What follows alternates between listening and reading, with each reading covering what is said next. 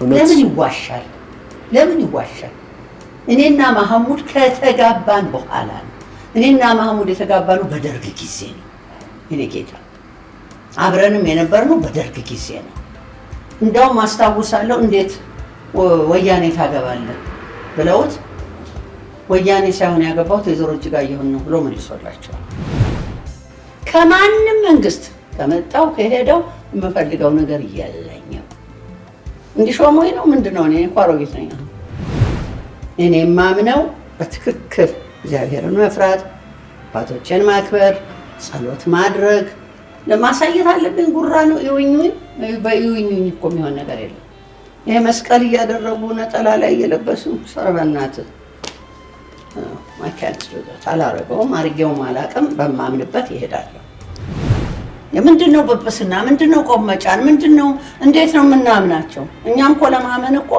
የነሱን ደግነትና ርህራሄ ማየት አለብን የነሱን አንድ መሆን እንዲህ እኮ ማየት አለብን እኔ ያን ነገር ልንገር የራቀኝም የለም ቀረበኝም የለም ማንንም ቀረበኝ ማንንም ራቀኝ ጉዳይ አይደለም አታውቁኝም ማለት ነው ፎቶግራፍ ተነስቼ ልስጣቸው እንደ መቁረቤ ትክክለኛ ቤተክርስቲያን ሰው መሆኔንማ ሰው ሙስሊም እኮ ነበር ማህሙድ አይደል ለክርስትና መልሽ የለም እንዴ ምን ነው እሱን አያነሱት ምን ነው አያመሰግኑ ምን ነው ደግደጉና አይወራ ከመወደስና እንደው ይሄ አጉል እንትን ከመባል የሚሳደቡትን ወዳቸዋለሁ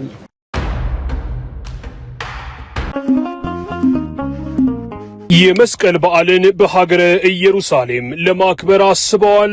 እንግዲያውስ የዓመታት ልምድ ያለን በስራችን በሀገር ውስጥና ከሀገር ውጭ ባሉ ምዕመናን ዕውቅና የተቸረንን ቀራንዮ በኢየሩሳሌም አስጎብኝ ድርጅትን ምርጫው ያድርጉም። ጌታ ከተወለደበት ቤተልሔም ጀምሮ የተጠመቀበትን ዮርዳኖስን 40 ቀንና 40 ሌሊት የጾመበትን ገዳመ ቆሮንጦስን 5 እንጀራ ለ5000 ሰው የመገበበትን የጥብርያዶስ ወንዝን ብርሃነ መለኮቱን እየገለጠበት የደብረ ታቦር ተራራን ጨምሮ የተሰቀለበትን የቀራንዮ ተራራን የተቀበረበትን ጎልጎታና ያረገበትን የደብረ ዘይት ተራራን እንዲሁም ሌሎች ታሪካዊ ቦታዎችን አብረውን ይጎብኙ፣ በረከትን ያግኙ። ለመጪው የመስቀል በዓልና የልደት በዓል እንዲሁም ለትንሣኤ በዓል ምዝገባ ጀምረናል። ቀራንዮ በኢየሩሳሌም አስጎብኚ አድራሻችን 4 ኪሎ ቅድስት ሥላሴ ህንጻ አንደኛ ፎቅ ላይ እንገኛለን። ለበለጠ መረጃ በስልክ ቁጥሮች 011 52 64 24 ወይም በ011 52 64 25 ደውለው ያማክሩን። ቀራንዮ በኢየሩሳሌም አስጎብኚ ድርጅት በመንግስት 30% ድርሻ እየተገነባ የሚገኝ G+4 የገበያ ማዕከል ላይ ለንግድ የሚሆኑ ሱቆችን በመርካቶ ተክለ ሃይማኖት ለሽያጭ አቅርበናል። በአንድ ዓመት ጊዜ ብቻ ተረክበው ንግዶን የሚጀምሩበት ወርቃማ ዕድል ያስተውሉ። 100% ክፍያ ለሚፈጽሙ 10 ደንበኞች ብቻ የማይደገም 15% እውነተኛ ቅናሽ እናደርጋለን። ከኛ ሱቅ ሲገዙ ለተጨማሪ የጋራ መገልገያ የማይከፍሉ ሲሆን ማለትም በኔት ኤሪያ ሂሳብ ብቻ እናስተናግዶታለን። ከ11 ካሬ ጀምሮ በፈለጉት የካሬ አማራጭ ከ640 ሺህ ብር ቅድመ ክፍያና ከ3.3 ሚሊዮን ብር ጠቅላላ ክፍያ ጀምሮ የንግድ ሱቅ ባለቤት ይሁኑ። በተጨማሪም በፒያሳ አራዳ ፓርክና ወዳጅነት ፓርክ ፊት ለፊት ከባለ 1 እስከ ባለ 3 መኝታ ቤቶችን በ30% እውነተኛ ቅናሽ በ10% ቅድመ ክፍያ አቅርበንሎታል። ምን ይጠብቃሉ? አሁኑኑ ፈጥኖ ከታች ባለው ስልክ ይደውለው። ሰላም ጤና ይስጥልን የተወዳችሁ ተመልካቾቻችን እንዴት ሰንብታችኋል? እነሆ ዛሬም በሌላ እንግዳ ወደ እናንተ መጥተናል። የዛሬ እንግዳችን ከዚህ ቀደም በእናት ቲቪ ፕሮግራማችን በተደጋጋሚ ጊዜያት ጋብዘናቸዋል። የተለያዩ ህይወት ተሞክሯቸውና ልምዳቸውን አካፍለውናል። እነሆ ዛሬም ሰፋ ካለው ህይወት ልምዳቸው ሊያካፍሉን ተገናኝተናል። ማማጂ በድጋሚ እንኳን ደህና ጠበቁን። እንኳን እናንተም ደህና ቆያችሁ ልጆች። በቅድሚያ ያው ያምና 80ኛ ዓመቱ በድምቀት ተከብሯል። ዘንድሮ ደግሞ 81 ደፈኑ። 81 ተከብሯል። ማለፈቆ ወደ 82 ነው አሁን የሚሄደው። አልጠሩኝም ስለዛ ነው። አዎ ማህበርተኞች ናቸው ያደረጉት። ግንቦት 1 ቀን ስለሆነ ማህበር ነበረ። እዛ ማህበር ላይ እህቴ ወዳጄ ወገኔ መቅደስ ትባለች፣ መቅደስ ሞላ፣ እሷ ኬክ አዘጋጅታ ሁሉ ነገር አዘጋጅታ እንተና ደረገ። 81 በዚህ መልኩ አለፈ። እንኳን ለ81ኛ የልደት በዓሉ በድጋሚ ያደረሰዎት እንላለን። ያው ቢያልፍም እግዚአብሔር ይክበር ይመስገን። እንዴት ነው ሲያስቡት 81 ዓመት? እኔ እንጃ ለእኔ ገና ብዙ ቀጥላለሁ ብዬ ነው የምገምተው። ገና እየጀመሩ ነው ዘዋየት ምንም አይመስለኝም። 81 መድረስ ትልቅ ነገር ነው። እግዚአብሔር ይመስገን። እንግዲህ ራስህን መጠበቅ ያስፈልጋል፣ ጤናህን መጠበቅ ያስፈልጋል፣ የምትበላውን ምግብም ማሰብ ያስፈልጋል። ያን አስተካክለ እግዚአብሔር እስከፈቀደ ድረስ ጥንቃቄ ያደርጋሉ። እርሶ ጥንቃቄ ያደርጋሉ? አመጋገቡ? አሁን መጋገቤንም መድኃኒትም ወስዳለሁ። ሞር ወደ አትክልት ነው ማደላው። አሁን ድሮ ጥሬ ስጋ ምናምን ነበር የምበላው። አሁን ማየትም አልችልም ጥሬ ስጋ እንኳን መብላት። የከበርቴ ቤተሰብ ስለሆነ ደግሞ ያው እልፍኙ ሙሉ ነው። አረ ድሮት ሞልቷል ሁሉ። እግዚአብሔር ይመስገን። ከሰሞኑ ወደ ሀገረ እስራኤል ተጉዘው ነበረ እንግዲህ ከጦርነቱ በኋላ። አዎ አሁን 1 ሳምንት የዛሬ ከመጣ ሄጄ ዋናው የሄድኩት እስቲ ልየው ብቻዬን ሰው ይዤ ከምጓዝ ለምን ችግር ገጥሞኛል ከዚህ በፊት ኢትዮጵያን ኤርላይንስ አይመጣልኝ ቃል 2 ቀን የሆቴል ከፈልኩኝ ለመንገደኞቼ፣ 2 ቀን የቁርስ ምሳ እራት ከፈልኩኝ። እንደገና በ3ኛው ቀን በጆርዳን አድርጋችሁ ሂዱ ተባለ። በጆርዳን አድርገን መጣን። እዛ ደግሞ ስትገባ ቦርደር ላይ ክፍያ አለው። እሱን ከፍለን ምን ብለው ኦልሞስት በጣም ብዙ $1000 ነው የተከፈለው። ከስሬ የወሰድኩትን ሰው ሰብስቤ በሰላም መድኃኔዓለም ይመስገን ወደ ሀገሬ ገብቻለሁ። እዚህ ላይ ግን አሁን ኢትዮጵያን ኤርላይንስ 1 ሳንቲም አልረዳኝም። ኢቭን አሁን ሲሄድ ነጻ ትኬት አልሰጠኝም። ከፍዬ ነው የሄድኩት። ስምምነት ነበራችሁ እንደዛ እንዲሆን? አይ የለም። ይሄ እኮ አልተሰበ የእነሱ ላይ ችግር እኛም ላይ ችግር ነው የመጣው። እውነት ለመናገር ግን ደግሞ ባለን ዘመናት አብሮ የመስራት እንትን እንረዳዳ ይገባ ነበር ነው እኔ እንጂ የለኝም። እንዴት አያት? አሁን እስራኤል ከጦርነቱ ማግስት ላይ ነው ያለችውና ሄጄ መጣሁ። ምንም ነገር የለም። የፈራረሰ የተበላሸ ነገርም አላየሁም። የለም። ቤተልሔምም ሄጄ ነበረ። ጭር ብሏል። ቱሪስት የሚባል የለም፣ አላየሁም። የለም፣ በጣም ጭር ብሏል። ቤተልሔም ሲሄድ ሱቆች በሙሉ ተዘግተዋል ስለሌለ ቱሪስት የለም። ኢያሪኮም ሄጃለሁ ሊያው ብዬ ደሴምቲንግ እንዲሁ ጭር ብሏል። አልዓዛርም ሄጃለሁ። ወደዚያ ሄድኩት ፐርፐስሊ መሄድ ይቻላል፣ መግባትስ ይቻላል። መንገደኞች ልጅ ሲሄድ ምን አይነት ሰላማዊ እንትን አለ ያንን ለማረጋገጥ ማስተካከል ያለብኝን ነገሮች ለማስተካከል ብዬ ሄጄ አይቼ መጥቻለሁ። ወደ 7 ቀን 9 ቀን ነው። በ9ኛው ቀን ቤቴ ገብቻለሁ እና በዚህ መልኩ ነው ያየሁት። መልካም እንግዲህ ብዙ ነገሮች ላይ እንጨዋወታለን። ያው የእርስዎ ህይወት እንደ ቀደም ሲል የጠቀሱት 81 ዓመት ቀላል አይደለም። በእነዚህ ዓመታት ደግሞ መወደድ አለ፣ መጠላት አለ፣ መወደስ አለ፣ መሰደብ አለ። እነዚህ ሁሉ ነገሮች አይተዋል እርስዎ? አዎ ከዚህ በፊትም ነግሬሃለሁ። እኔ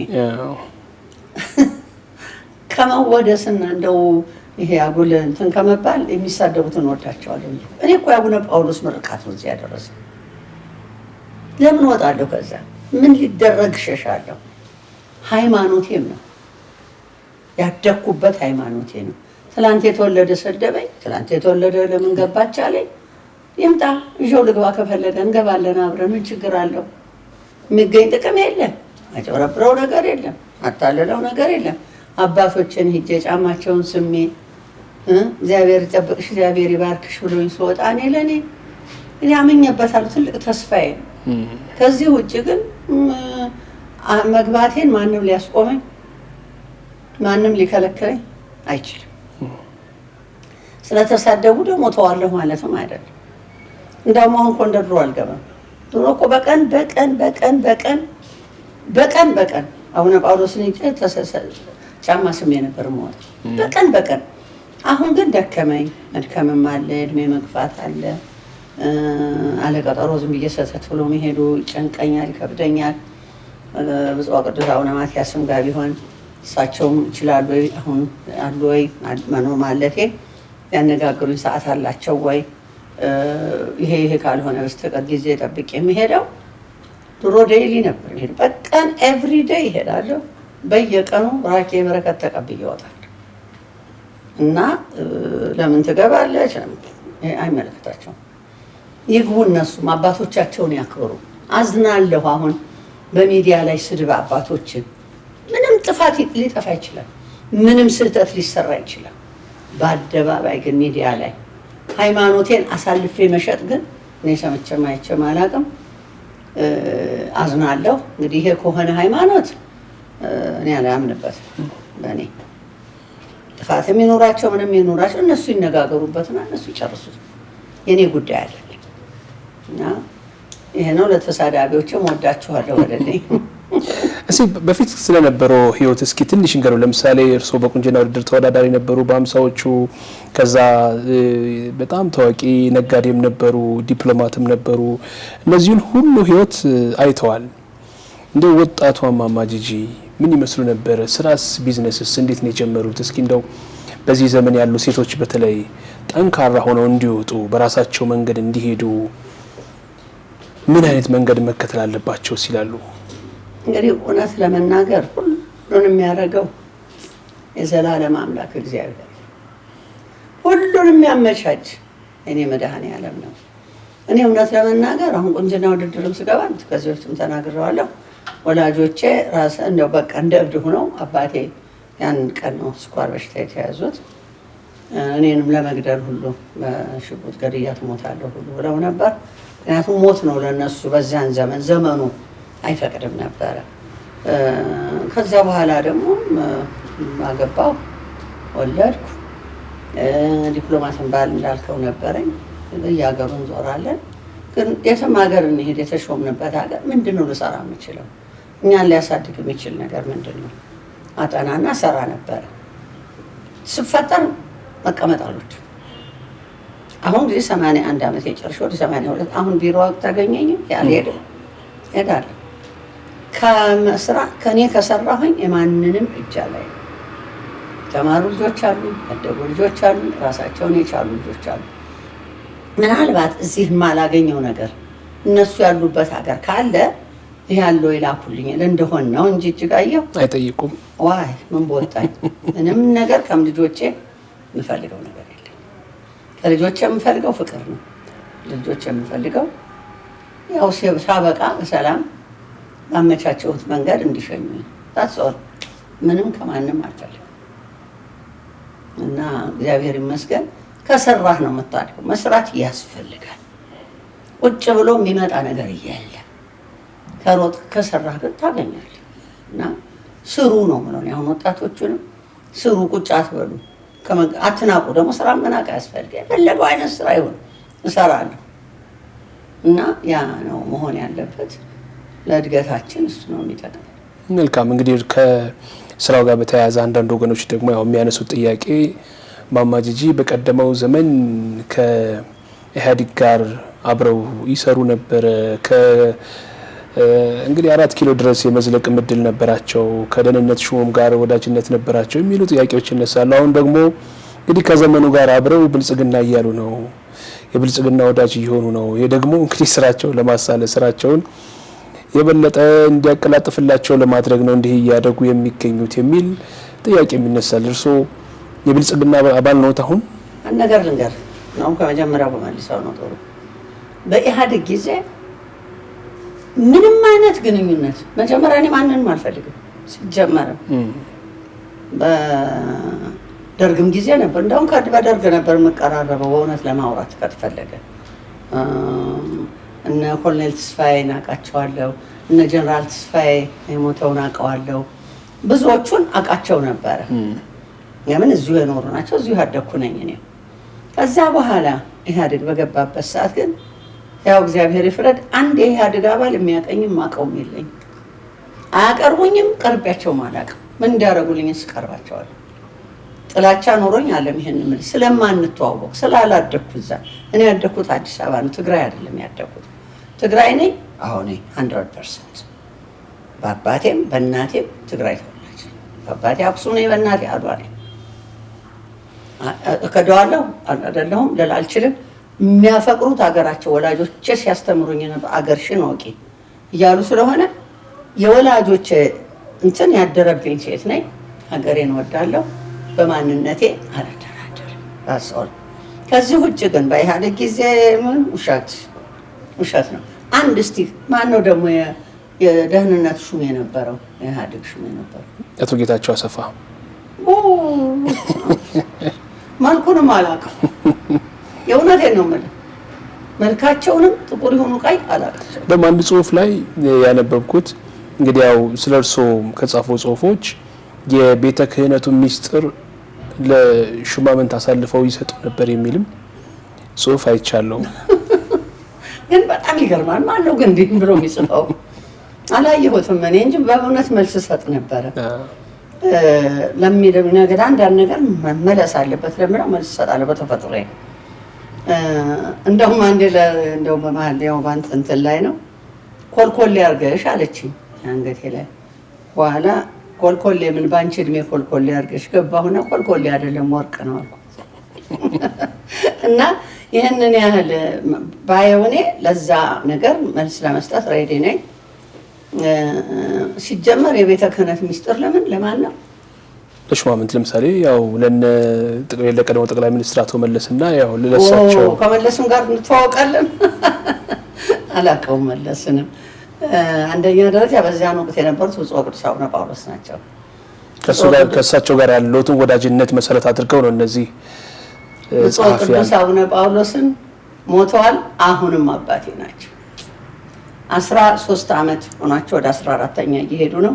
አንድ ቀን ሳላቋርጥ አሁንም በየአመቱ መታሰቢያቸውን አደርጋለሁ። አሁን ቦሌ የምታየውንም ሐውልት ያሰርቻለሁ። ብፁዕ ወቅዱስ አቡነ ጳውሎስ አባቴ፣ ረዳቴ፣ መራቄ እሳቸው በረከት ነው። አሁን እንዲያርጉ የሚያኖረኝና የሚያስለፈልፈኝ እንገረው እውነቱን። እሳቸው ለመለስ እርቀው ነው እንዴ ሰላይ የፈለጉት? ማን ፈርተው ነው? ምንድነው ስለላስ ያስፈለገበት ምክንያት? እሳቸው ሩቅ አይደሉም። አሁን ደግሞ ብልጽግና ለብልጽግና ምንድነው ብልጽግና? ከኔ በላይ እኮ ብልጽግና ይቀርበዋል ቤተ ክህነቱ። ምንድነው ብልጽግናን ማለት? አድጓል፣ ሀገራችን አደገ ማለት ኃጢአት ነው? ይህን ንገረኝ። እኔ እውነቱን ንገረኝ። አሁን መቸለታ ነው ቀበና ሂጄ የእውነት እግዚአብሔር ነው ምስክር የደነገጥኩ።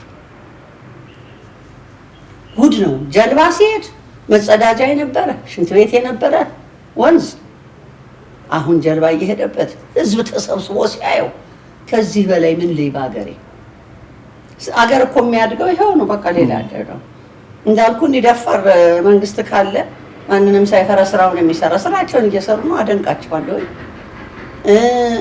እኛ ችግር አለን። ማመስገን አንወድም። ቴንኪው አናቅም። አበሻ ከሌ ከከሌ አይደለም። ሁላችን ቴንኪው ማለት ውርደት የሚመስለው ይቅር በሉኝ ማለት ማነስ የሚመስለው ነው። ይሄ ነው ችግራችን እንጂ እኔ ብልጽግና አከብረዋለሁ፣ ወደዋለሁ። አሁን ምንም ፈልጌ ያለም ከነሱ ምንም አልፈልግም። ከማንም መንግስት ከመጣው ከሄደው የምፈልገው ነገር የለኝም። እንዲሾሙኝ ነው ምንድነው? እኔ እኮ አሮጊት ነኝ። አምባሳደር እንዲያደርገኝ ነው ዶክተር ነጋዴ አይደለም ብነግር ታዲያ ከመንግስት ጋር የሚያገናኝ ንግድ እኮ የለኝም። እኔ አልተርፍም። በትክክል እኔ ምንድነው የማልቀበለው መሰለህ? አሁንም ይሄ በእጅሽ ሂጂ የሚሉኝን ሰው ቢመጣ እሻለንም እስከ ላይ ድረስ ከሳለሁ። ሰጥተው አያውቁም? እጅ መንሻ አልሰጥም። ተጠይቀው ሳያውቁም? እኔ አይጠይቁኝ፣ አይደፍሩኝም። ማንም ጠይቆኝ አያውቅም። ይሄን አላረግም። ብሞት በህጋዊ መንገድ እሰራለሁ። ህጋዊ ነኝ። በውሸቱ ይለጥፉብኝ እሻልልም። መክፈል ያለብኝን በትክክሉ ግብር ነው አይደለም የሚከፈለው? ሌላ ምን አለ? ግብሬን እከፍላለሁ፣ እከራከራለሁ። ምንድነው ይሄ ነገር ለምን ይሄ ሆነ እላለሁ። ከዚህ ውጭ ግን ነው ወይ ምንም የለም። ውሸት ድክመት ነው። አሁን ብልጽግናን ባለማው ልክ በሰራው ልክ የወደሱትን ያክል እንደው እነዚህ ቢያስተካክል እነዚህን ደግሞ ቢያርም ብለው ተናግረው ያውቃሉ? ተናግሬያለሁ። ሰው እንደ ልቡ ከአንዱ ሀገር ወደ አንዱ ሀገር እንዲሄድ ይሄ በየመንገድ የሚታፈነው ነገር ሰው እሱ እንዲቆም ህፃናት እንትን እየተባሉ ነው የተወሰዱ ነው የሚባለውን መንግስት ተከታትሎ ይችላል እንዲያስቆምልን ጠይቄያለሁ። ይሄ ነው ያለው ችግር እንጂ አሁን ተራበ ካልሰራሁ እራባለሁ። መስራት አለብኝ። ካልሰራህ ትራባለህ። ስራ ፈልጉ የሆነ ስራ መስራት ማንንም ሰው ስራ ሳትንቅ እዚህ እኮ የምደርሰው ከመሬት ተነስቼ ነው እንጂ እኔ ከወላጆቼ ወርሼም አይደለም። ለምን ለመውረስ እድሉም አልነበረንም። ደርግ ሲመጣ እኮ ወርሶናል የነበረ እንግዲህ መውረስ የነበረብኝ ከወላጆቼ ደርግ ወርሶታል። አልወረሱም ምንም ወርሶታል። ደርግ የመቀሌ ላይ ነበር የወረስኩት አለ ያያቴ ነው እሱ እንጂ እዚህ ማን ሁሉ ነው በቃ አንዳንድ ቤት ፈቅዶ የቀረውን ቤት በሙሉ ነው የወረሰው መንግስት። ስለዚህ ወርሻ አይደለም ሰርቼ ነው እዚህ የደረስኩት። መስራት ያስፈልጋል። ስራ ለማናቅ ያስፈልጋል።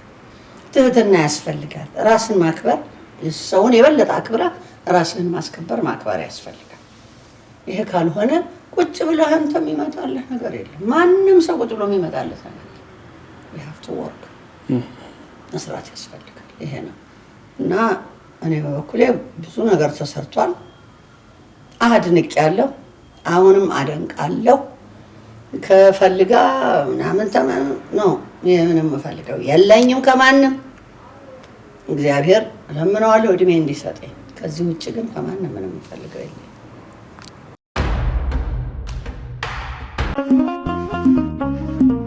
የመስቀል በዓልን በሀገረ ኢየሩሳሌም ለማክበር አስበዋል። እንግዲያውስ የዓመታት ልምድ ያለን በስራችን በሀገር ውስጥና ከሀገር ውጭ ባሉ ምዕመናን እውቅና የተቸረንን ቀራንዮ በኢየሩሳሌም አስጎብኝ ድርጅትን ምርጫው ያድርጉም። ጌታ ከተወለደበት ቤተልሔም ጀምሮ የተጠመቀበትን ዮርዳኖስን 40 ቀንና 40 ሌሊት የጾመበትን ገዳመ ቆሮንጦስን 5 እንጀራ ለ5000 ሰው የመገበበትን የጥብርያዶስ ወንዝን ብርሃነ መለኮቱን እየገለጠበት የደብረ ታቦር ተራራን ጨምሮ የተሰቀለበትን የቀራንዮ ተራራን የተቀበረበትን ጎልጎታና ያረገበትን የደብረ ዘይት ተራራን እንዲሁም ሌሎች ታሪካዊ ቦታዎችን አብረውን ይጎብኙ፣ በረከትን ያግኙ።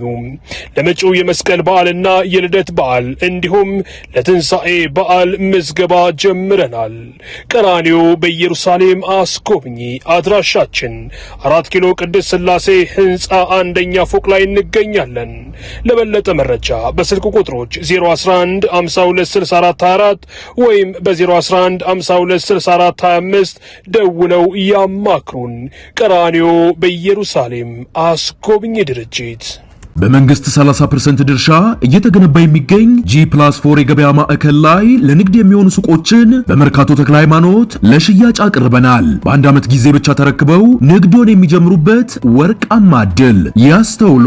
100% ክፍያ ለሚፈጽሙ 10 ደንበኞች ብቻ የማይደገም 15% እውነተኛ ቅናሽ እናደርጋለን። ከኛ ሱቅ ሲገዙ ለተጨማሪ የጋራ መገልገያ የማይከፍሉ ሲሆን ማለትም በኔት ኤሪያ ሂሳብ ብቻ እናስተናግዶታለን። ከ11 ካሬ ጀምሮ በፈለጉት የካሬ አማራጭ ከ640 ሺህ ብር ቅድመ ክፍያና ከ3.3 ሚሊዮን ብር ጠቅላላ ክፍያ ጀምሮ የንግድ ሱቅ ባለቤት ይሁኑ። በተጨማሪም በፒያሳ አራዳ ፓርክና ወዳጅነት ፓርክ ፊት ለፊት ከባለ 1 እስከ ባለ 3 መኝታ ቤቶችን በ30% እውነተኛ ቅናሽ በ10% ቅድመ ክፍያ አቅርበንሎታል። ምን ይጠብቃሉ? አሁኑኑ ፈጥኖ ከታች ባለው ስልክ ይደውለው።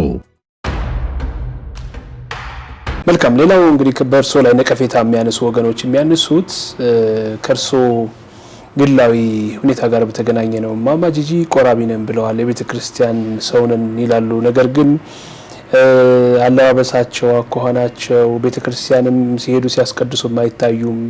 ነጠላ ምርት ለብሰው አይታወቁምና የቤተ ክርስቲያን ሰው ነኝ ቢሉም ሁኔታቸው ግን የቤተ ክርስቲያንን የሚገልጽ አይደለም የሚል ሀሳብ ያነሳሉ።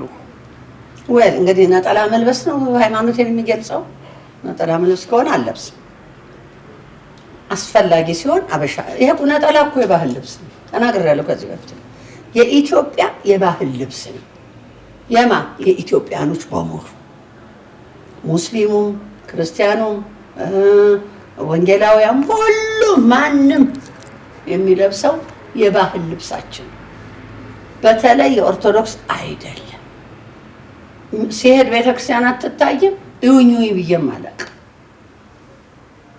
ፎቶግራፍ ተነስቼ ልስጣቸው እንደ መቁረቤ ትክክለኛ ቤተክርስቲያን ሰው መሆኔንማ ሰው ሙስሊም እኮ ነበር ማህሙድ አይደል? ክርስትና መልሽ የለም እንዴ? ምን ነው እሱን አያነሱት? ምን ነው አያመሰግኑ? ምን ነው ደግ ደጉን አይወራም? ስለዚህ እኔ የፈለጉ ቢሉ አለባበሷ ለምን እንድጨማደር ነው የፈለጉት? አልጨማደርም። አንድ ነገር ልንገርህ፣ በውጭው ዓለም በወጣትነታቸው ጊዜ ቱታ ወይም ጂንስ ለብሰው ስኒከር ጫማ አድርገው ሩጫ ላይ ናቸው። ስራ ነው ይሮጣሉ። 50 ዓመት ሲሆናቸው መልበስ ይጀምራሉ። ኮትና ኮት ይለበሳል፣ ታኮ ጫማ ይደረጋል፣ ቦርሳው ይያዛል፣ ማጌጥ ይጀምራሉ፣ ሜካፓቸውን ይጀምራሉ። ሳረጅ ነው እንጂ ማጌጠው እኔ በልጅነቴማ በጣም ቆንጆ ነበርኩ አለ እኮ ፎቶግራፊ ስማ ተወዳዳሪም ነበር የቆንጆና። ስለዚህ አሁን አርጅቻለሁ። አሁን ደግሞ ራሴን መጠበቅ ራሴን ማሳመር ግዴታ ነው እንጂ ራሴን ማቆርቆዝ አይደለም። እንደ ሰውኛ ስለዚህ ተሳስተዋል፣ ለራሳቸው ይታረሙ። ምንም ላደርግ አልችልም። ቤተክርስቲያን ግን አሁንም ቤተክርስቲያን አባቶቼ ደግሞ አባቶቼ ናቸው። ስለዚህ አይስማሙበትም። እርስዎ ከመንፈሳዊነት ይልቅ ወደ ዓለማዊነት ያደላሉ የሚለው ምንድን ነው? መንፈሳዊነት ዓለማዊነት ማለት እኔ መነኩሴ አይደለሁም፣ ቄስ አይደለሁም፣ ጳጳስ አይደለሁም። ወይዘሮ እጅጋየሁ ምእመን ነኝ፣ ተራ ምእመን። ተራ ምእመን ደግሞ ነጠላ ለብሽን በማለት አላምንም። እኔ የማምነው በትክክል እግዚአብሔርን መፍራት፣ አባቶችን ማክበር፣ ጸሎት ማድረግ። ለማሳየት አለብኝ ጉራ ነው ይውኙኝ በይውኙኝ እኮ የሚሆን ነገር የለም። ይሄ መስቀል እያደረጉ ነጠላ ላይ እየለበሱ ሰርበናት ማካንት አላረገውም፣ አርጌውም አላውቅም። በማምንበት ይሄዳለሁ። ቤተክርስቲያን አትታይም፣ ለምን አልታይም? እነሱ እያሳየው ልሄድ በሚመስለኝ ቦታ ሄዳለሁ፣ በሚመስለኝ ቦታ ቆርባለሁ። ይውኙኝ አለኝ ስቆርብ። ለመጀመሪያ ስቆርብ ነግሬሃለሁ። በብፁዕ ቅዱስ አቡነ ጳውሎስ እጅ አክሱም ድረስ ሂጄ የአክሱም ጽዮን ህዳር 21 የአክሱም ጽዮን በዓል እዛ ነው። እዛ በኋላ ደግሞ መፍትሄ ነው። ሌላም ማማጂ እንግዲህ ስለ እርስዎ የሚነሳው በተለይ ወደ ቤተክርስቲያን መቅረብ ከጀመሩ በኋላ የምሽት ሲኖዶስ ይባሉ እንደነበር ያውቃሉ እርስዎ? የምሽት ሲኖዶስ በጣም በእውነት ሰምቼም አላውቅም። በጣም አዝናለሁ። ምን ማለት ነው የምሽት ሲኖዶስ? የማማጂ መኖሪያ ቤት ብቻ አይደለም። በተለይ በአቡነ ጳውሎስ ዘመን እሳቸው ጋር የማይገቡ ጥያቄዎች፣ እሳቸው ጋር መፈጸም ያልቻሉ ጉዳዮች ማታ ማማጂ ቤት ነበር የሚፈጸሙ። ጥያቄዎች ይቀርቡ ነበር። አባቶች እሳቸው ቤት ይሰባሰቡ ነበር እና በዚህ ምክንያት የማማጂ ቤት የምሽት ሲኖዶስ እየተባለ ይጠራ ነበር የሚል ይገርምሃል። በአቡነ ጳውሎስ ጊዜ የምኖረው እንትን ሮፓክ ነበር። በጣም ቁርቁ ነው። እንኳን ማታ ሊሰበሰቡ ቀንም አላገኛቸው። ለምንስ ይሰበሰባሉ? እኔ ቤት ውሸት ይሁሉ ከቅጥፈት በቃ የሰውን ስም ለማጉደፍ ሆን ተብሎ የሚደረግ ወሬ እንጂ አንድ ሰው እጅጋየሁ ጋር አንድ እንትን ተሰብስቦ እኔ ጋር ለምን ነው የሚሰበሰበው? ሲጀመር እኮ አቡነ ጳውሎስ ደግሞ ደግ ሰው ነበሩ። ችግር እኮ የለም። በዛን ሰዓት ደግሞ እንን ያህልም የበዛ እርግጥ ቤተክርስቲያን እንዲበዛ አድርገዋል። በየቦታው የተከሉ እሳቸው ናቸው።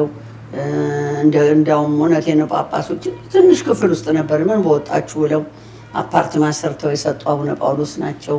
ታሪካቸው አያልቅም። የአቡነ ጳውሎስ አሁን ተተኪ ጳውሎስ አቡነ ሳዊሮስ ናቸው። እውነት ልንገርህ በስራ ነው የሚያምኑት አቡነ ጳውሎስ እና ምን ሆኖ ይሄንን ያህል ምን እንትን የነበረ ነው እንደው እንዲህ አይነት ምሽት ሲኖዶስ አረ ወይ በጣም ያሳዝናል። ኤኒዌይ ምንም አለ እኔ ማደጊያ ነው ይያል ፈለገ ሰው ባለኝ ቁጥር እግዚአብሔርም እኮ ያዝንልኛል። እግዚአብሔርም እኮ ዝም አይልም እውነት ለመናገር እና ይሄን ያህል ውርጅብኝ ሲያወርዱብኝ እግዚአብሔር ደግሞ እኔን እያሳደገ ነው ያለው እና የፈለጉ ይበሉ እግዚአብሔር ይቅር ይበላቸው። በቃ ነው የሚል ሌላው እንግዲህ ሐውልቱ ያው የተሰራው ወደ 700 ሺህ ብር እንዳወጡ ከዚህ ቀደም በተደጋጋሚ ተናግረዋል። አሁን ከኮሪደር ልማት ጋር በተያያዘ የተወሰነ እድሳት እንደሚያስፈልገው ተገልጾ እንግዲህ እንደሰሩት ባለፈው ተናግረው ነበር። አሁን ምን ደረጃ ላይ ነው ያለው? አልቋል፣ ተሰርቷል። አከራካሪነት ውስጥ አሁንም እንደቀጠለ ነው ወይስ ቆሟል? ምንም አከራካሪነት የለውም። እግዚአብሔር ኃያል ነው። እኔ ጌታ እግዚአብሔር መልስ አለው። ምናልባት እኔን የሚያቆየኝ ይህንን ሰራ ይሆናል እግዚአብሔር። አቡነ ጳውሎስ ኢትዮጵያ ኦርቶዶክስ ተዋሕዶ ቤተክርስቲያን ፓትርያርክ ብቻ አይደሉም። የዓለም ሃይማኖቶች ሁሉም የዓለም ሃይማኖቶች ለሰላም ለክብር የክብር ፕሬዚዳንት ናቸው። ይሄ ቀላል ነገር አይደለም። እንዲህ አይነት ከኢትዮጵያ ተመርጦ ያን ቦታ መያዝ ማለት ቀላል ነገር ስለማይገባን እኮ ስለማናውቅ እኮ እኔ ይገርመኛል። አሁን ማን ነው ይሄ WHO ተመርጦ የነበረው ዶክተር ቴዎድሮስ አድሃኖም እሱን እኛ ተቃዋሚዎች ሆነን ስንቀርብ በጣም ነው ያዘንኩት። በዓለም የተመረጠ ሰው የራሱ ወገኖች የራሱ አገሮች ተቃዋሚ መሆን አልነበረብንም። ያሳዝናል። ትልቅ ስህተት፣ ትልቅ ጉድለት ነው። ዘር አይደለም የሰው ኢትዮጵያዊ ነው። እና አቡነ ጳውሎስ ደግሞ ትልቅ እድል ነው ለእኛ፣ ትልቅ ክብር ነው። የዓለም ሃይማኖቶች የሰላም የክብር ፕሬዚዳንቱ ነው መመረጥ። ሐውልት አይደለም ሌላ ይገባቸዋል እኮ እኚህ ሰው ሞተዋል እኮ። አሁን ምንም ተፎካካሪ ቢመጣ የቀና ቢመጣ ቀንቶ እንዲሁ አድሮ ይቀራል እንጂ አቡነ ጳውሎስ አልፈዋል። እና ይሄን ያሳዝነኛል እንዲህ አይነት ነገር። ኤኒዌይ ሁላችንም እግዚአብሔር ይቅር ይበለን። እኛ ምን እሳቸው ዳረፉበት እኮ ተከታዮች ነው። እኛ ጥሩ አይደለም። ኤኒዌይ ምን ማድረግ ትችላለህ? እንደ እርሱ አሁን እነዚህ ሁሉ ጥያቄዎች ሲቀርቡ እነዚህ ሁሉ ነቀፋዎች ሲቀርቡት መቼም እንዳንድ ሰው ምን አጥፍቼ ነው ምን አድርጌ ነው ስታቲስቲኩ ጋር ነው ብለው ጠይቀው ያውቃሉ? ራሴን 100% ቋል ነው አልኩህ እኮ ነው። ይሄ ሁሉ እንዲህ አይነት ወቀሳ ሲመጣ ራሴን እንድፈትሽ ያደርገኛል። ያልኩህ እኮ ይሄ ነው። ራሴን እፈትሸዋለሁ። የት ላይ ነው የኔውን ጥፋት? ያገኘሁትን ጥፋት አርማለሁ። ቴንኪው እላቸዋለሁ። ግን የበለጠ እንድሰራ የበለጠ እንዳድግ ያደረገኝ እንጂ ለእኔ ምንም በህይወቴም ላይ ያመጣው መጥፎ ነገርም የለም። በስራውም ላይ ምንም አይነት ተጽዕኖ አላሳደረም። እግዚአብሔር ይመስገን። ምንም ስራህም ደግሞ ምን መሰለህ፣ ስራ የምትሰጠው ሰርቪስ ነው ለአንተ እንትን የሚልህ።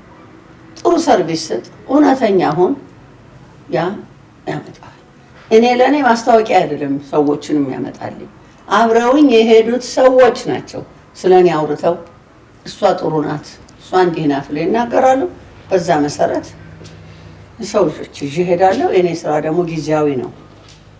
አሁን ለምሳሌ የጉዞ በአመት 4 ነው የምሄደው የነበረው። ለሐምሌ ገብርኤል ሄዳለሁ፣ ለገና ሄዳለሁ፣ ለመስከረም ሄዳለሁ፣ ለመስቀል፣ ለፋሲካ ሄዳለሁ። የአራቱ ጊዜ 4 ነበር የምሄደው። እግዚአብሔር ይመስገን የሰውም ችግር የለኝ፣ ሰላምም አጥቼ አላውቅም። ክብሩ ይስፋ ለመድኃኔዓለም። እሱም ያግዘኛል በሱ እገዛ እንጂ እንደ ሰው እንግዲህ እንዳልከው ከሆነ ምን ታረጋለህ? አሳዝናል። እንግዲህ ቤተክርስቲያኑን በቅርብ ያውቃሉ፣ አባቶቹን በቅርብ ያውቃሉ። ከቅርብ ጊዜያት ወዲህ ደግሞ እየተፈጠሩ ያሉ ችግሮች አሉ። በአባቶች መካከል ክፍፍሎች የሚመስሉ ነገሮች ይታያሉ፣ መነቃቀፍ የሚመስሉ። እንግዲህ ወደ ትግራይ ስንሄድ ደግሞ የራስን ሲኖዶስ ከማቋቋም ተደርሷል። እነዚህ ሂደቶች አሉ በኢትዮጵያ ኦርቶዶክስ ተዋሕዶ ቤተክርስቲያን። እርስዎ እንዳንድ የቤተክርስቲያኒቱን የውስጥ ጉዳዮች እንደሚያውቁ እናት ወይም እንደው ትልቅ ሰው እንበልና ምንድነው ችግሩ? ምን ይመስሎታል? አሁን ያለው ኢትዮጵያ ኦርቶዶክስ ተዋሕዶ ውስጣዊ ችግር መንስኤው? እኔ አሁን የምትለው ነው ውስጣዊ ምናምን የማውቀው ነገር የለኝ እውነት ለመናገር። በፊት አሁን እንኳን ትንሽ ተሸንተን ብሏል። በፊት እና ተናግሬያለሁ እና አቡነ ጴጥሮስ አቡነ ሳዊሮስን የመስደብ ነገር ነበረ። እግዚአብሔር ይናገራል የምልህ ለዚህ ነው። ተሰደቡ አልተሰደቡ ዛሬ እዛ ቦታ ላይ ያለው አቡነ ሳዊሮስ ያንን አይ ነበረ። ትክክልም እንዳልሆነ በተደጋጋሚ ተናግሬያለሁ። ያልሆነ ነው ማለት ይሄ እንኳን ከእጃችን አመለጠን የሚሉ ነገሮች ካልሆነ በስተቀር እኔ ዲፕሊ ገብቼ ማንና ማን ነው የሚናቆረው? እግዚአብሔር ምስክሬ ነው። አላውቅም። ጠይቀው ያቁም አባቶችን ችግሩ ምንድን ነው ብለው። እኔ እፈራለሁ። እኔ በጣም ሁሉንም ማከብር፣ ሁሉንም ጫማ ነው የምስመው ስሄድ። ሁሉም ወዳጆቼ ናቸው። ሁሉንም አከብራለሁ። ምንድን ነው ብዬ ለምን ሆነ ብዬ ጠይቄ አላውቅም። የትግራይ ያልከው ግን በወቅቱ የነበረው ሁኔታ አሳዛኝ ሁኔታ ነበር። በጣም ያሳዝናል። እንደዚህ አይነት የሞት ፍርድ ሲፈርዱ አባቶቹ ነው እንደማስታረቅ፣ አባቶቹ ነው ተው እርስ በርስ እንዲህ መሆን የለብንም እንደማለት፣ ሰላም እንደመፍጠር በለው ጨርሰው ትግሬ ደም ቢኖር ይመጠጠው ነበር። ከትግሬ ሰይጣን ይሻለናል። በቃ ጠቅላላ ከትግራይ ትግሬ ከመሆን ሰይጣንነት ይሻላል ብለው ወስነው መስቀል ይዘው ሰይጣን ያሳልሙበታል። ያን መስቀሉ እንዴት ነው ነገሩ? ትግራይ ሰይጣን አይደለም። እውነት ለመናገር ለትግራይ ነው ሃይማኖትም የተጀመረውም የመጣው። ያ ያሳዝነኛል። እነሱም ቢሆኑ ተቀይመው የራሳቸውን ቢደግፉ ሌላ ሲኖዶስ መቋቋሙ ጊዜያዊ ይሁን ብለን እርቅ ቢደረግ ፈልጋለሁ። አሁንም እርቅ ወርዶ ሰላም ወርዶ አንድ ሲኖዶስ ቢሆን ደስ ይለኛል እንደ እናትነቴ። ለምን እንደው አሁን ሳየው አሁን ለምሳሌ አክሱም ጽዮን ሁሉ ይሄዳል። በአመት የቀረ ህዝብ የለም በእውነት። እንዴት ነው አክሱምን ነጥለን እኛ እዚህ ሌላ ሲኖዶስ እዚያ ሲኖዶስ ማለት አንችልም። አክሱም የኢትዮጵያ ናት። አክሱም የሁላችን ናት። እግዚአብሔር መድኃኔዓለም ፈቃዱ ሆኖ እርቅ ቢወርድ ደስ ይለኛል። በዛን ሰዓት በዛን ችግር ሰዓት ግን ኖ አላምንበትም ብለው የረዱ አይታሰሩም ብለው አሳልፈው ያልሰጡ እንደገና ተርበዋል ብለው የሚበሉት ተሸክመው ይሄዱ ብፁዕ አቡነ ሳዊሮስ ናቸው። ቅርታሉ። ይሄ ነው አባት ማለት። እንግዲህ አባት ማለት ለእውነት መቀመጥ እንጂ እንዲህ መስቀል ይዘው ዘራፍ አይደለም። መስቀላቸውን ይዘው ከትግሬ ሰይጣን ይሻለናል አይደለም። ይለቁ ማለት አይደለም። የኢሳያስን ጨርሳቸው ብሎ የአክሱም ሐውልት ይዞ ሂዶ ለኢሳያስ መስጠት አይደለም። ቅርታ አድርግልኝ።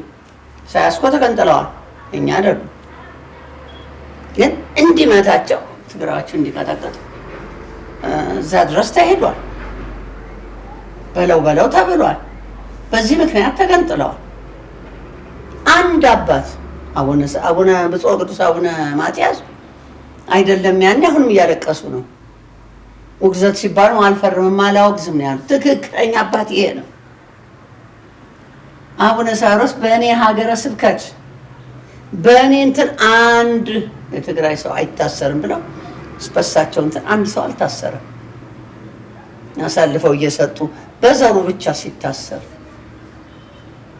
አንድ በል እንደገና ያ ብቻ አይደለም የሚበሉት ጭነው ሄዱ። ከዚህ በላይ ምን ያለው ማላቆት የክልል መንግስት ደጋኩ። አሁን ዛሬ ጫማቸውን ይልሳል የትግራይ ህዝብ ካገኛቸው። አቡነ ሳዊሮስ ነገ ቢሄዱ ወደ ትግራይ ጫማቸውን ልሶ ተቀብሎ ለእርቅም ቢለምኑ ሊያሸንፉ ይችላሉ እየገምታለሁ። ለምን አልበደሉማ። አይዟችሁ ብለዋላ፣ አብልተዋላ፣ አይታሰሩም ብለዋላ። ወይኔ ያን ነገር ልንገር፣ እኔ ማንኛ አሁን ለመታሰር አንድ ትግራይ ውስጥን ምንም የማላቅ ሴትዮ ከትግራይ በመፈጠሬ እኮ ነው የተወሰድኩት። ከትግራይ በመፈጠሬ ነው እኮ ቤቱ የተፈተሸው። ምንም አልተገኘብኝም፣ ምንም ሊገኝብኝም አይችልም። እኔ እንዲህ አይነት እንትን ውስጥም የምገባ ሴትም አይደለም። መጀመሪያ ሲያቆይ ነው አያቆኝም። እጅጋየሁ በየነ ማናት ሜይቢ የተወለዱት አጎቶች አክስቶች እነሱም አልቀዋል። ተፈትሿል ቤቱ ሰባት ጊዜ የኔ አይደለም የተከራዩትም ተፈትሿል። ይሄ ምንድነው? እዛው ጎን ያለው ስር ያለው ጠቋሚው ምናምኑ ነው።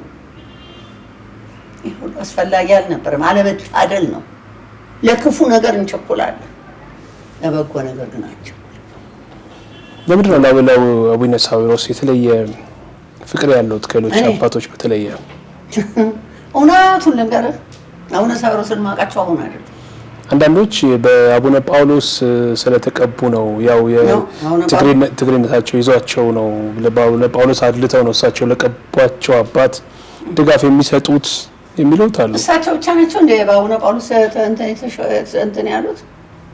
በጣም ብዙ እኮ ናቸው እንትን የተሾሙት። ያን አቡነ ጳውሎስ ሁሉም እኮ በአቡነ ጳውሎስ እጅ ነው እንትን ያለው አሁን ያሉት። እሳቸው ብቻ አይደሉም። አቡነ ሳዊሮስን ከልጅነት አውቃቸዋለሁ። ልጅ ሆነው ገና ሳይመና እንትን ሳይሉ መነኩሴ ሆነው ገና ጳጳስና እንኳን ለመውሰድ ሲሸሹ ነበር። እኔ ገና ነኝ አይገባኝም እያሉ ደግሞ አንድ ታሪክ ልንገርህ እንደው በመድኃኒዓለም ህዝብ ይወቀው። እንዲህ እሳቸው ላይ እየተንጠራራን እሳቸውን ዝቅ ለማድረግ በዘራቸው ነው፣ ሌላ ነገር የለም። የጠላ ናቸው። እኔ ያን ዕለት ነበርኩ። ፕሬዚዳንት ግርማ ተገኝተው ነበር ሹመቱ ላይ። አዎ የተናገሩት ንግግር ለጋላ አንድ ዲያቆን መቻነሰው የተባልን ሰዎች ዛሬ ለጵጵስና በቁልን እግዚአብሔር ይስጦት ብለው ተናግረዋል እሳቸው። አዎ ፕሬዚዳንት ግርማ ይሄንን ፈቃደኛ ከሆኑ አባ ኪሮስ ይኖራቸዋል። የተቀረጸውን ሊለቁት ይችላል እንድበል። ይሄንን ያህል ነው። አቡነ ሳዊሮስን በልጅነታቸው ጀምሮ ስለማውቃቸው የተረጋጉ ፈሪሃ እግዚአብሔር ያላቸው አንገታቸውን የደፉ እውነት እንዳይመስል ብትሰድባቸው ሳቅ ብለው የሚያልፉ ምንም ሳታረግላቸው ላንተ የሚጸልዩ እግዚአብሔር ይስጠው የሚሉ ስለ እግዚአብሔርን የሚያምኑ እውነተኛ ጳጳስ ስለሆኑ እንጂ አቡነ ጳውሎስማ ብዙ ነው እኮ ሾሙት። ለምን በአቡነ ጳውሎስ ስለተቀቡ? አንድ ታሪክ ልንገርህ እንደው የኢትዮጵያ ሕዝብ ይወቀው። ይሄ የሲመነኩሱ የሚሰጣቸው ጳጳስ ሲሆኑ የሚሰጣቸው ዱላ ይሄ ምንድነው? በትረ ሙሴ ነው ሲባል እሳቸው ጋር ሲደርስ አለቀ። ሄድ የኔን ሮጣ አንጣ ብለው የራሳቸውን በትረ ሙሴ አቡነ ጳውሎስ ሰጧቸው። ያንደት ምን ያመላክታል? ይሄ እስቲ ንገር። ገና ከፍተኛ ደረጃ ይደርሳሉ። ጠብቋቸዋል። ገና እኔ ሞት ለሆነ ነገም ለሞት ይችላል።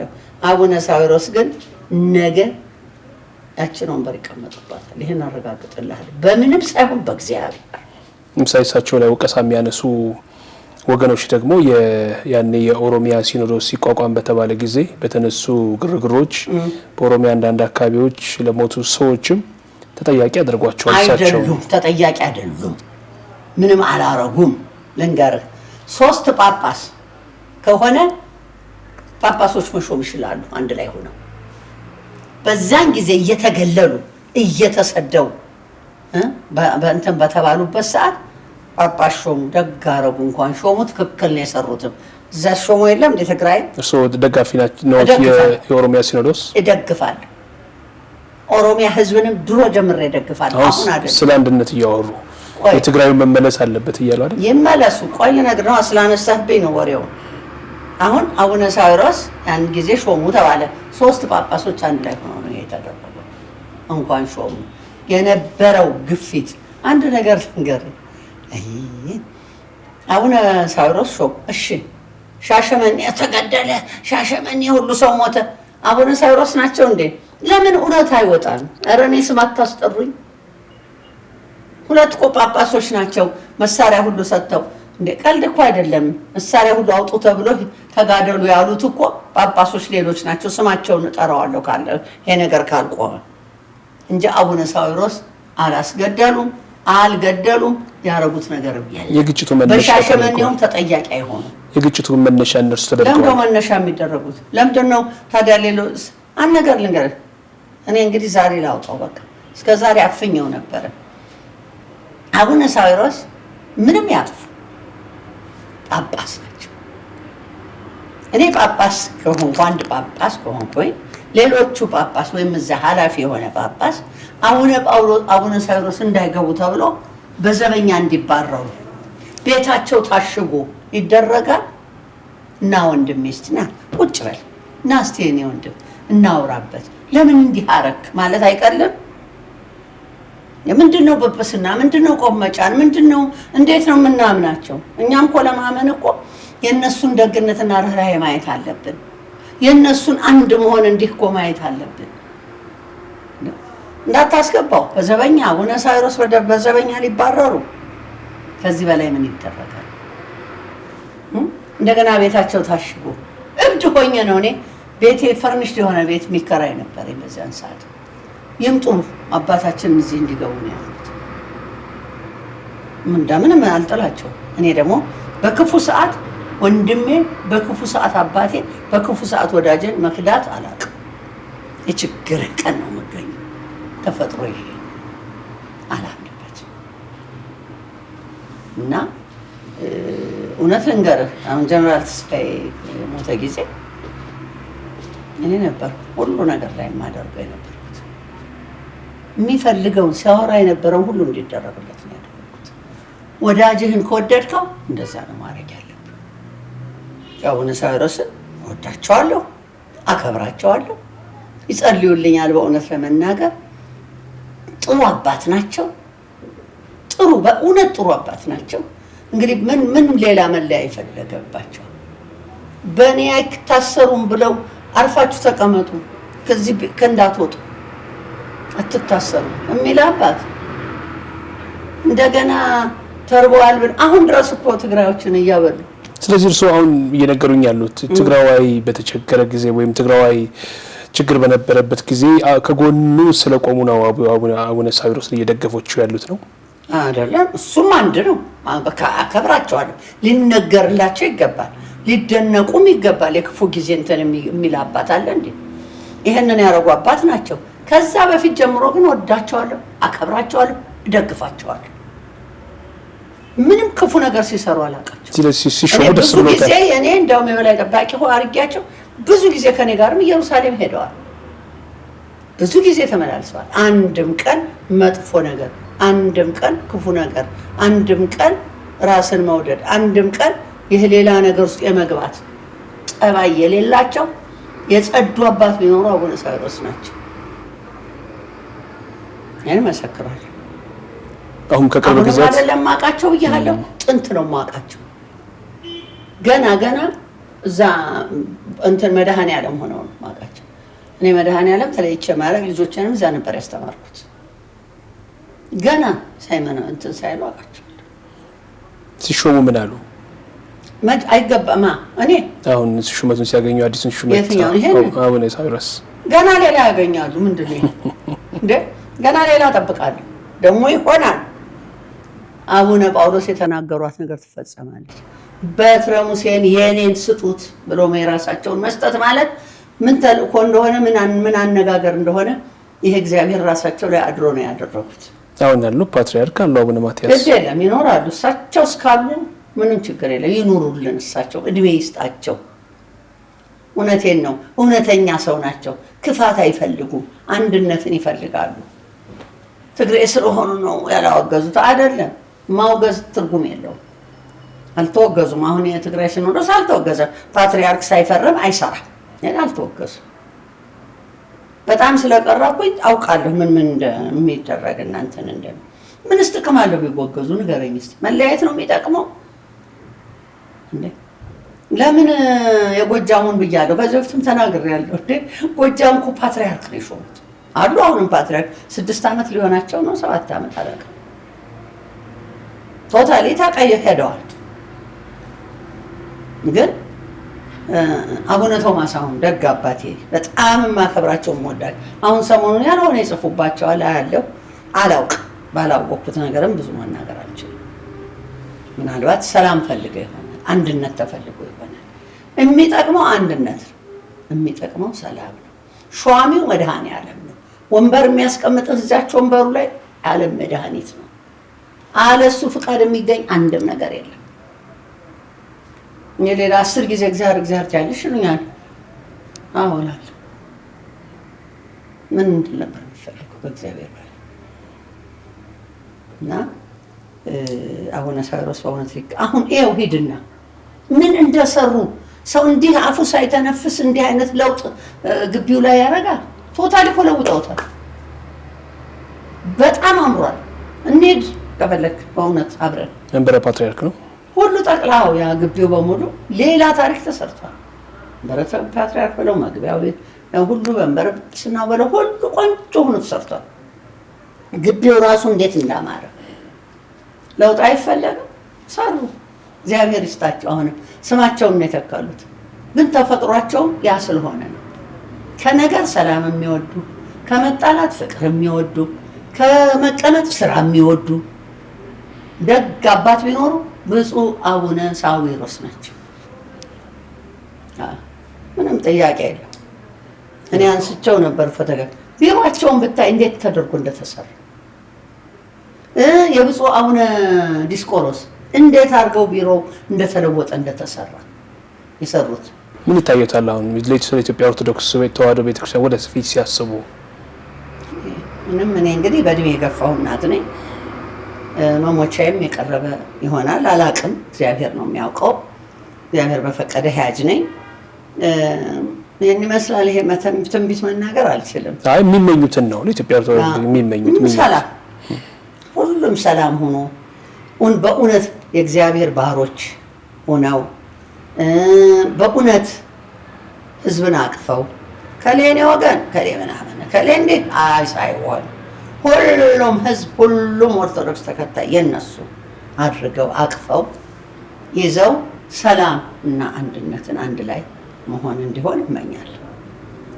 የምመኘው የምጸልየው ይሄ እንጂ አንዱ ተገፊ አንዱ ገፊ አንዱ ተጠቃሚ አንዱ ያስፈራሃል። በጣም የሚያስፈራ ሰዓት ላይ ነን እኮ ያለነው። አንድ ስራ ለመግባት 400 ሺህ 5 ከየት ነው የሚመጣው? 400 ሺህ 500 ሺህ ስራ አጥተህ ብቻ የተጨበጥክ እኮ ይላሉ። እኔ አላየሁም። እዚህ ውስጥም ገብቼ አላውቅም። የሚወራው ነው ማለት ቤተክርስቲያን ለቅጥር ነው፣ ውሸትም ይሆናል። እኔ አላውቅም። ጥያቄዎች ይነሳሉ በተለያዩ ጊዜ። እኔ ማመን እንግዲህ የምታምነው ነገሮችን አንተም ስትኖርበትና ስታይ ነው። እኔ ምንም ነገር አላየሁም። ሄጄም የጠየቅኩት ነገር የለኝም፣ የምጠይቀውም የለኝም፣ የሚያስፈልገኝም ነገር የለም።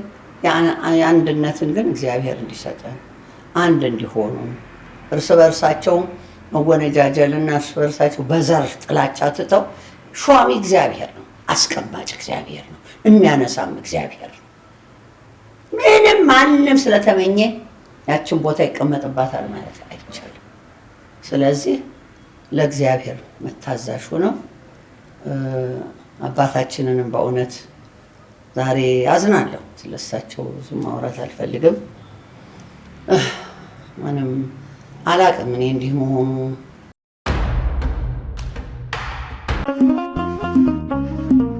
የመስቀል በዓልን በሀገረ ኢየሩሳሌም ለማክበር አስበዋል።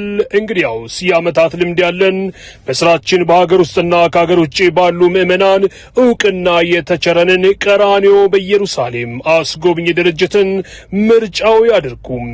ጌታ ከተወለደበት ቤተልሔም ጀምሮ የተጠመቀበትን ዮርዳኖስን 40 ቀንና 40 ሌሊት የጾመበትን ገዳመ ቆሮንጦስን 5 እንጀራ ለ5000 ሰው የመገበበትን የጥብርያዶስ ወንዝን ብርሃነ መለኮቱን እየገለጠበት የደብረ ታቦር ተራራን ጨምሮ የተሰቀለበትን የቀራንዮ ተራራን የተቀበረበትን ጎልጎታና ያረገበትን የደብረ ዘይት ተራራን እንዲሁም ሌሎች ታሪካዊ ቦታዎችን አብረውን ይጎብኙ፣ በረከትን ያግኙ። ለመጪው የመስቀል በዓልና የልደት በዓል እንዲሁም ለትንሣኤ በዓል ምዝገባ ጀምረናል። ቀራንዮ በኢየሩሳሌም አስጎብኚ አድራሻችን 4 ኪሎ ቅድስት ሥላሴ ህንጻ አንደኛ ፎቅ ላይ እንገኛለን።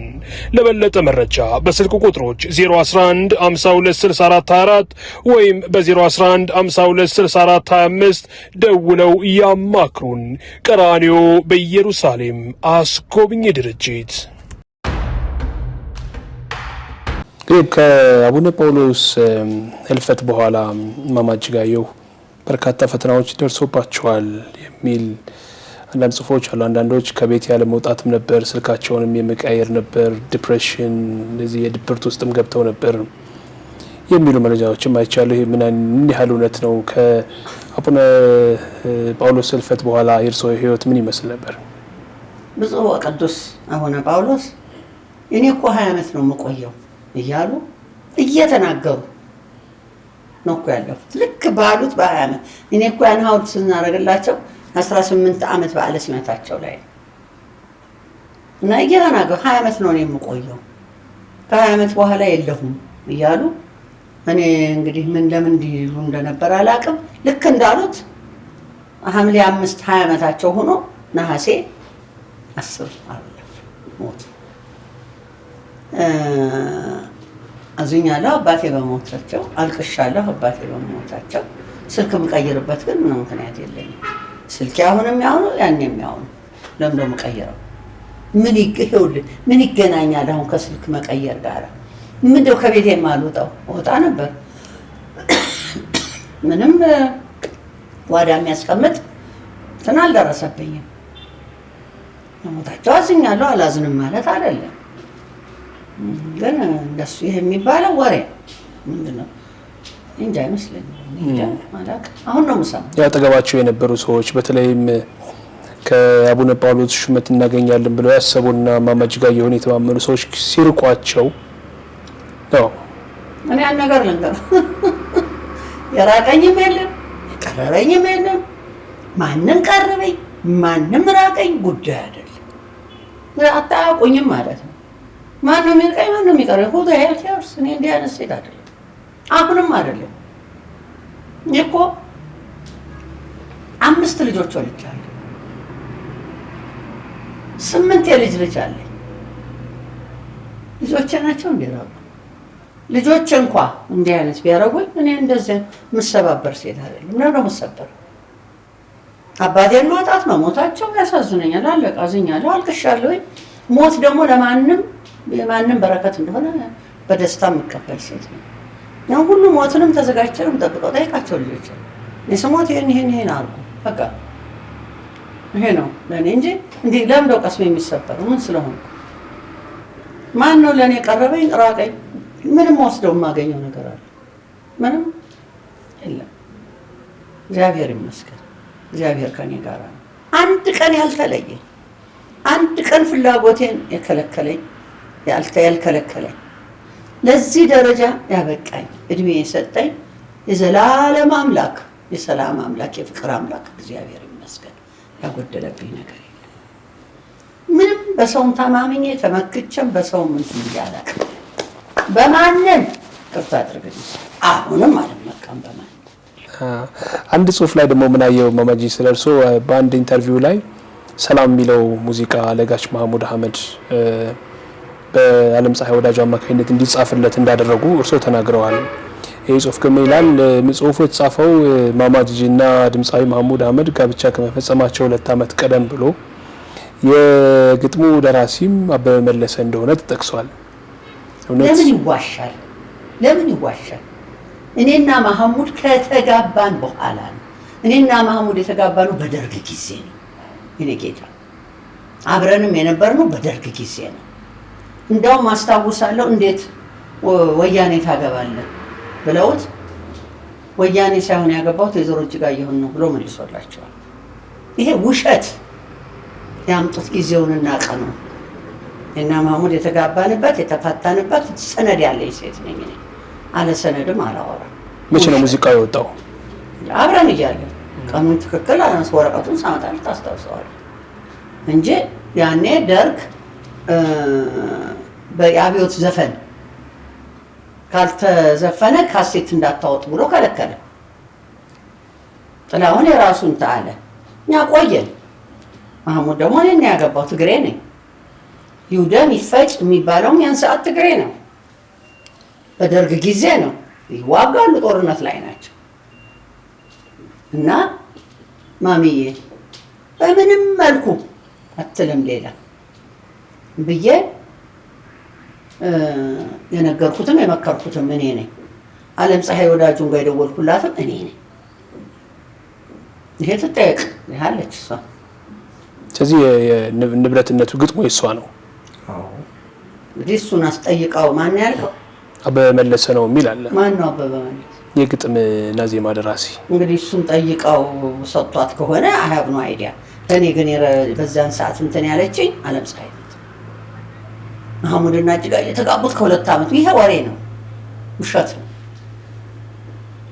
ውሸት እና ምንም ደንም ቸገር እንደስ ይበላቸው አለ እኮ እኔ ወረቀት አለኝ። አሁንም ላምጣና ላሳየህ እንዴ ተፋታንበታል፣ ተጋባንበታል።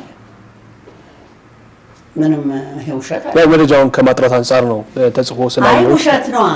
ሰው የፈለገው አጣርቶ እኛ ሀገር ችግር አለ። ማጣራት የሚባል ነገር ኤቪደንስ ማስረጃ የመፈለግ ነገር ከመለፍለፋችን በፊት ያንን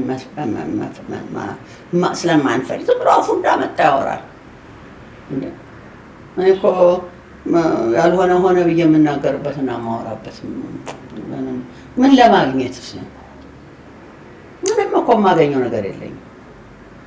ነግሬሃለሁ። እኔ እንደውም በደርግ ጊዜ ቀራረብ ነበር ካለው መንግስት ጋር እንደነገርኩ አንዳንድ እንትኖች ቀርባቸው ነበር። ወያኔን አላውቀውም፣ ግን ስለ ሰላም ዘመር ያልኩት ከማንም ጋር አንድ አርቲስት ሆኖ ይህን ማሞገስ ይህን መስደብ የለበትም። አልፈው ተርፈው ውጭ ሀገር ሄደው ፈረንጆች ያጨበጭቡላቸዋል፣ ሸፍሩላቸዋል። ስለዚህ የሁሉ ናቸው፣ የህዝብ ናቸው እንጂ ወገን እየለዩ አንዱ ወገን የአንዱ ወገን የሚሆኑበት ምንም ምክንያት የለም። ውሸት ነው። ትጠይቅ ዓለም ፀሐይ ወዳጁ በህይወት አለች። መልካም እንግዲህ እሷን ደግሞ እናገኛ ጠይቀናል። ጠይቃትና እኔ አንድ ውሸት ነው ካለች አመጣዋለሁ። ቀኑ የጋብቻችንንም ሁሉንም አመጣዋለሁ። እንጠይቃታለን። አለምጽን እንግዲህ አብዛኞቹ በተለይ እርስዎን የሚነቅፉ ሰዎች በተለያዩ ጽሁፎች ላይ እንዳየሁት ወይዘሮ እጅጋየሁ ማማ እጅጋየሁ የአማራ ብሔር ጥላቻ አለባቸው የሚለው በተደጋጋሚ የሚነሳ ነው። እኔ ስለምንድነው ጉዳይ የሚነሳው? ማን ተናግረው ነው? ለምንድነው የወይዘሮ ማማ እጅጋየሁ በአማራ ጥላቻ አለባቸው የሚል ሀሳብስ የሚነሳው? ተናግረው ያውቃሉ? ምን አይነት ሀሳብ ወይ በተለያዩ መንገዶች ከአማራ ብሔር ጋር የተያያዙ የነቀፌታ ጉዳዮችን አንስተዋል? እኔ ማንንም የትኛውንም አልነቅፍም። የትኛውንም ብሔር የምነቅፈው ነገር የለም። ሁላችንም ኢትዮጵያውያኖች ነን። ሁላችንም ከኢትዮጵያ ነው የተፈጠርነው። መጀመሪያ ደረጃ እኔ ልንገርህ፣ እኔ አሁን ትግራይ ነኝ ብዬሃለሁ። እኔ እኮ የልጆች አባት አማራ ነው። ቀጥሎ ጉራጌ ነው አይደለም እንዴ? ልጆቼ ሀፍ ጉራጌ ሀፍ አማራ ናቸው። ብሔር ብሔረሰብ ነን። አዎ። ስለዚህ ልጆቼን ነው እንደዛ የማቃልለውና የምናገረው። አንብቤዋለሁ። አማራ ጠላ አለባት ምናምን ብለው ጽፈዋል። ለምን እንደዛ እንዳሉ አላውቅም። ስህተት ካለ አሁንም አማራ ልጅ፣ ትግራይ ልጅ፣ ጉራጌ ልጅ እናገራለሁ እንጂ አማራ እንትን አይደለሁም። ይሄን የሚሉትንም እነማን እንደሆኑም አውቃለሁ። ማህበር ነን ብለው የተደራጁ ይለፈልፉ እኔ ላይ ምንም የሚያመጡት ነገር የላቸውም። ይኸው እንደለፈለፉ ይኖሯታል። ግድ የለም ከነ ይንኩኝና በፊት ለፊት እኔ ነው በፊት ለፊት የምናገረው ነገር አለ። መልካም እንደው እስኪ ወደ መጨረሻዎቹ ጥያቄ እንምጣ። እንግዲህ አሁን 81 ዓመት አልፎታል፣ ወደ 82 እየሄዱ ነው። ግን አሁንም እየሰሩ ነው፣ ስራ ላይ ነው ያሉት። ስራ ምን ይመስላል? እንግዲህ ከ60 ዓመት በላይ ሆኖታል አይደል በስራ ላይ? እኔ እድሜ ልኬን ስራ ነው የምወደው። ከልጅነት ጀምሮ ነገር ወጣትነት ጊዜ ጀምሮ ያረፍኩበት ቁጭ ያልኩበት የለም። መሮጥ መስራት እወዳለሁ። ለምሳሌ ኢቨን እኮ እኔ በደርግ ጊዜ ምን ትንሰራ ነበር? ይሄ ፍራንኮ ባሉታ ከዛ ዕቃ እመጣለሁ እሄዳለሁ፣ ከዱባይ የጫንኩ እመጣለሁ። እንደዚህ ስንሰራ ነበረ። ከዛም በፊትም እንዲሁ እኔ ቁጭ ያልኩበት ዘመን የለኝም። በስራ ነው ራሴን እንትን የምለው። ሀገሬን እወዳለሁ፣ መስራት እወዳለሁ፣ በራሴ እተማመናለሁ። በራስ መተማመን ከወላጆች ያገኘሁት ነው። በስራ ማመንም እንደዚሁ። እኔ አሁን ባለቤቴ ዲፕሎማቱ ኑ ስንባል ወደ ሀገራችሁ በደርግ ጊዜ ነው የተባለው። እኔ ለመታሰር ወይ ለመሞት አልሄድም አሉ። እኔን ወላጆቼን ደግሞ ጥዬ እነሱም ችግር ላይ ነው ያሉት ጥዬ እኔ ወደ ኢትዮጵያ እንጂ ወደ ሌላ ሀገር አልሄድም ያሉት። ልጆችን ይዤ እሄዳለሁ። መብት ልጆቹን ይዞ አሜሪካ ገባ። እሱ ወደ ኢትዮጵያ መጡ። ኦፍኮርስ ወደ ሀገር ገባ። ምክንያቱም ልጆቼ ይበልጡብኛል። እውነት ለመናገር ግን ምንም ላደርግ አልችልም። እኔ መጥቼ እዚሁ ሀገር ወላጆቼ ደግሞ ከማንም በላይ ይበልጡብኛል። ተመርቄም ነው የሞቱት። ሁለቱም መርቀዋል። አባቴም እናቴም አገልግዬ ነው እንትን ያልኩት። እስኪ ስለ ስራው እናውራ ይሻላል። አንተ ነው ተቀጥተኝ ሌላ ውስጥ የምታስገባኝ። እንግዲህ በእስራኤል ያው ኢየሩሳሌም በቀራንዮ አስጎብኚ በርካታ ዓመታትን እየሰራ ይገኛል። አሁን ምን ሁኔታ ላይ ይገኛል? ስንተኛ ዓመት ላይ ደረሰ? እንግዲህ ስራውን ከጀመርኩኝ ወደ 17 ዓመቱ ነው። እግዚአብሔር ይመስገን አንድም ቀን ታፍሬ ተጨንቄ አላውቅም። አሁን ያው በዚህ በጦርነቱ ምክንያት የሀገር ሰላም ማጣት ምክንያት ሳንሄድ ብዙ ቆይተናል። ቀራንዮ በኢየሩሳሌም እኔ ከማወራለት በላይ ከኔ ጋር የተጓዙ መንገደኞቼ ቢያወሩ ይሻላል። በእውነት እንግዲህ ቅር ብሎት ይሄን አረገችኝ የሚለኝ የለም። በምን ይደሰቱ ብዬ ተንከባክቤ አስደስቼ ነው ይዣቸው የምመጣው። በዓሉንም በደንብ እንዲያከብሩ አድርጌ ፋሲካ ሲሆን እንዲፈስኩ ከዚህ ነው ጭኝ አሰርቼ የሚሄደው። ገናም እንደዚሁ ከዚህ ጭኝ አሰርቼ ለዛች ቀን ለአንድ ቀን የሚፈስኩበት ነው። ሌላው ሆቴል ነው የምንበላው፣ የምናርፈው 4 ስታር ሆቴል ነው። ህዝቡም ቢሆን መርቆኝ ደስ ብሎት ነው ተሰብስበን የምንመጣው እና እግዚአብሔር የተመሰገነ። ኢቨን እዛ ቤተሰብ ያላቸው ሰዎች ሁሉ ወስዳለሁ። እነሱን ስወስድ ደግሞ ዝም ብዬ ሳይሆን የሚረዳኝ እግዚአብሔር ይስጠው፣ በዘሩ ይደሰት። አሁንም ጸጋ የሚባል ልጅ አለ እዛ፣ እሱ አጣርቶልኝ በቃ ይምጡ ሲለኝ ይዣቸው ይሄዳሉ። ምንም ችግር አይገጥመኝም ማለት ነው። ይሄ የሚጠፉ ሰዎች በጣም አዝናለሁ። ትክክል አይደሉም እያስመሰሉ ተነስተው ሄደው እዛ የሚጠፉ። ዛሬ እንግዲህ 60ዎቹም እድሜና 70ዎቹንም ማመን አቅቶናል እና ያው መያዣ እንዲያስይዙ ቤት ነው ቤታቸው እንዲያስይዙ አድርገን ይዘናቸው እንሄዳለን። እግዚአብሔር ይመስገን እስካሁን እንግዲህ ሰላም እየሰራን ነበር። አሁን የመጣው ችግር ያው በእንትኑ ምክንያት ነው፣ በጦርነቱ ምክንያት ነው። እንግዲህ አሁን ሄጄ ያየሁትም ለዚህ ነው እና አሁን ያየሁት ጥሩ ነው።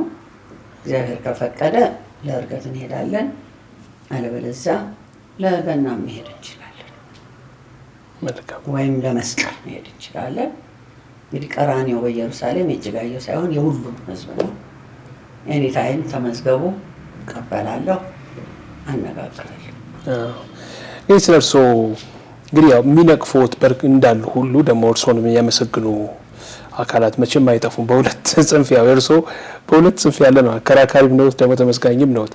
አንዳንዶች ወይዘሮ እማማ እጅጋየሁ በጣም አንባቢ ናቸው ብለው ያነሳሉ። ይሄ ደግሞ ለዘመናት የንግግር ክህሎታቸው እንዲዳብር እውቀታቸው እንዲሰፋ አስችሏቸዋል ይላሉ። እንደው ከዚህ ጋር አያይዘው ደግሞ ከጌጣጌጥ መውደዶ ጋርም በተለይ ውጭ ሀገር ሲሄዱ ውድ ጌጣጌጦችን ይገዛሉ፣ ይህ ሌክቸር የሆነ ህይወትም ይመቻቸዋል የሚሉ ወገኖችም አሉና እነዚህን ጥያቄዎች እስኪ መልሱልን። ውጭ ሲሄድ ነው የምገዛው? ከውጭ ሀገር ይመጣሉ፣ እንደውም ለጌጣጌጥ ለመግዛት ወደ አውሮፓ ሁሉ ወደ ፈረንሳይና ወደ ጣሊያንም ይጓዛሉ የሚል መረጃም አይቻለሁ። የሚደንቅ ነው። እግዚአብሔር ይመስገን እንኳን ለዚህ አበቁኝ። ደስ ይለኛል። ይህም ጥሩ አስተያየት ነው። እግዚአብሔር ይመስገን ያላየሁት ሀገር የለም። እንግዲህ ብዙ ሀገር ዞሬያለሁ። ያላየሁት ቢኖር ቻይና አልሄድኩኝም አስባለሁ። አሁን ብዙ ሀገር ዞሬያለሁ በእግዚአብሔር ፈቃድ። ዓለምን ዞሬያለሁ፣ ሁሉ አላፍርበትም። ግን ዕቃ ለመግዛት ወይ ጌጣጌጥ ለመግዛት ሳይሆን በእግዚአብሔር ፈቃድና በአጋጣሚ እሄድ ነበረ ብዙ ጊዜ። ጣሊያንንም ፈረንሳይንም ሁሉንም አይቼዋለሁ። ጌጣጌጥ ከተፈለገ ያለው አረብ ሀገር ነው። እውነቴን ነው። ጥሩ ጌጣጌጥ ይገኛል። ወርቅም አለ እዛ በአረብ ሀገሮች ሪል የሆኑ ነገሮች ታገኛለህ። ለጌጥ ለመግዛት ሳይሆን ለማየት ለመጓዝ እሄዳለሁ፣ ሄጃለሁ፣ ተጉዣለሁ። እንግዲህ ይሄ ቀረኝ የምለው የለኝም። መጨረሻ ደግሞ እግዚአብሔር ፈቅዶ ደግሞ እንዲህ እንትን እንድል አድርጎኛል። አሜሪካንም ኖሬያለሁ፣ ሁሉንም አይቼዋለሁ፣ እግዚአብሔር ይመስገን።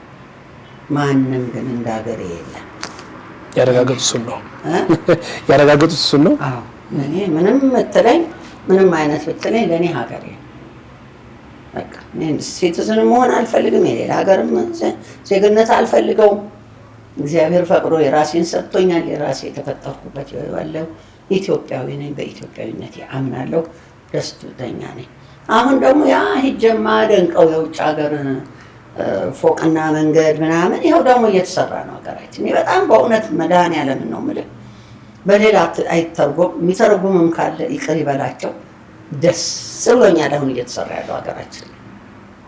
ይህንኑ ፍለጋ ነው የምንዞረው እኮ የምናየው።